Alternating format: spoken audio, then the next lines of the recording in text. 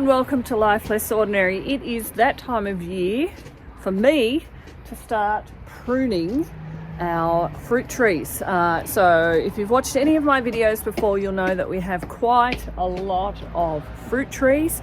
It is the middle of July, so now is when I start doing pruning of all these trees. So fruit trees, some of the shrubs as well, so the non-fruiting shrubs that need a pruning. If you have a look here, I've already started on these two pink lady apple trees. We've actually given these ones a fairly hard cut back because I did notice a bit of fungus on there and some irregularities. So I'm just sort of giving it a good cut back for this tree and this tree in particular. I won't necessarily do it for some of the others that are along there because they looked a lot healthier. But you can see that what we've tried to create here is a bit more airflow. As we get into summer, there will be new shoots sent off these ones here. So this tends to get a lot fuller as the branches grow, as new branches grow, as leaves, as flowers set in, and as leaves grow in. So it actually becomes quite heavy with branches and greenery.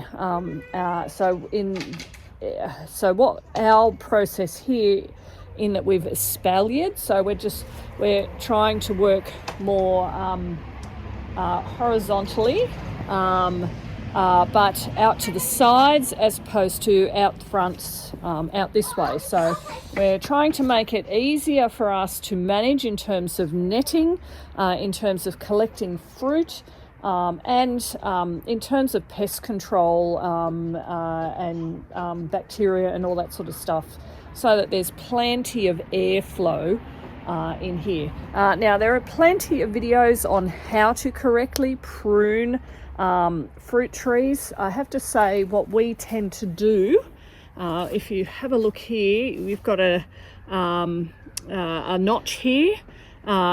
We tend to prune just above these outward facing notches. There is a science to it. I just do it that way. Yeah, I don't know. This is what we do.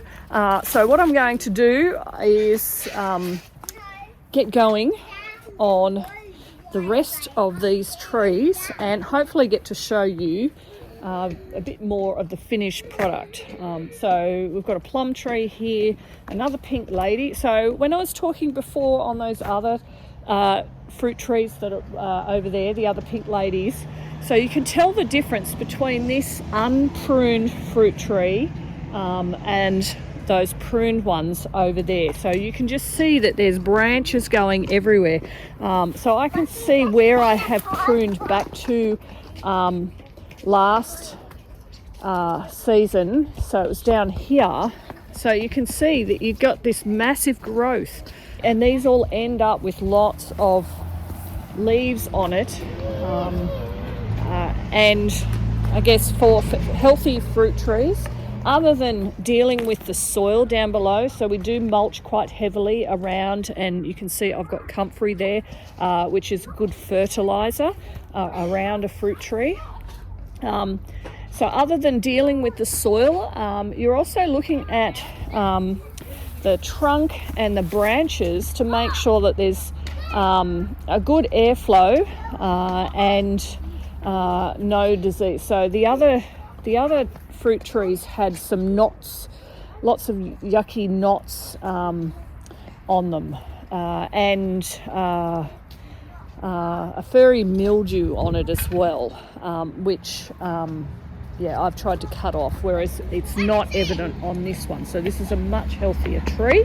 But what I have is these lateral branches here, 1 and 2, and what I kind of want to be doing is these branches, I want to be at this level here, and then from this one here, any up here, sort of cutting them at this level here, and then sort of taking any off, like this one here that's actually coming outwards. I'm going to be cutting these ones off as well.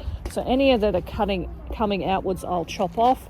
Whereas, yeah, I'm aiming for more ones that will just be coming straight up and kind of getting them cut to this level here, looking at the outward facing notches. So I quite possibly will prune just above that notch there. Anyway, that gives you an idea. I'm going to get going on this because this may take me a little while. My helper's off playing golf with their father, so I will see what I can get done without them. So I've done a couple of trees. There's a little bit on this plum tree. I've actually pulled one of the branches out this way and tied it off, so that it had some more laterals going that way. And you can see, if you have a good look at this one, it's not as sparsely pruned as the previous ones that I did yesterday afternoon. So the front two that were a bit problematic.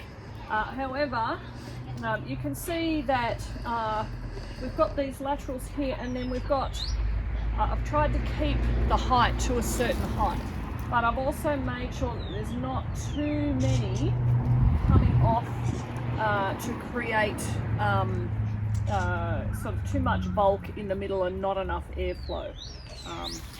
So I've done this one with the help of Salome, and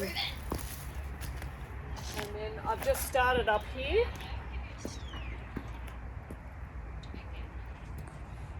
Trinity is filming, however, I'm making her walk away from her iPad, which has a game on it that she's trying to keep an eye on it. So I will keep this brief so she can go back to it. Come up here, okay? If you have a look at this plum tree, this is a blood plum, the best blood plum. So you can see it just looks like a mess of branches up there. But I have started pruning this section just here, and you can see how much more sparse, how much airflow will be in that. So we're leaving enough branches and enough buds and things on there to be able to get a good amount of fruit off. However, we're less likely to have the disease issues, mold and things like that from that mess, as opposed to this being a little bit tidier. So that's one of the benefits of pruning. We could just have our plum trees, our apple trees, as just big trees, not prune at all, or just light pruning.